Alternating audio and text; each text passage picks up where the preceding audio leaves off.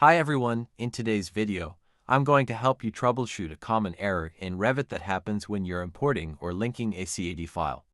You might see a message that says, geometry in the file.dwg has extents greater than 20 miles. This error usually means there's something in the CAD file that's located way off from the main drawing area, which can cause issues in Revit. Don't worry, it's easy to fix. Let's walk through the steps to solve this. Let's try to link a DWG file into Revit and see the type of message that shows up.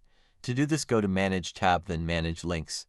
Then we select the AutoCAD file and wait to see if it shows an error while linking it into Revit. Don't forget to verify it to select Origin to Origin Link method, and also to tick Current View Only, unless you want to see the DWG file in all views in the Revit model. As you see here, the DWG file shows this error. Let's see how it shows up in Revit view.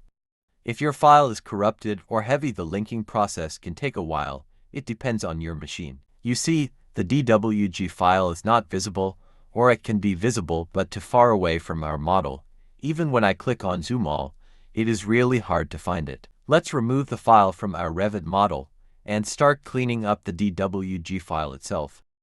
So here is how to clean up the DWG file. First, open the DWG file in AutoCAD.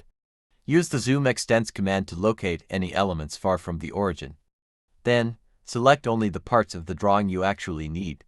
Copy these, open a new drawing, and paste them close to the origin coordinates 0. This will ensure the elements are centered, and there aren't any stray elements outside the main area. Don't forget to check the units in AutoCAD and save the cleaned up file before moving on. Now, let's go back into Revit. Then let's link the new DWG file and see if the file is now clean and easy to link into the Revit. And here it is. Once you click on Zoom All, you can see the DWG file linked, and this time with no error faced.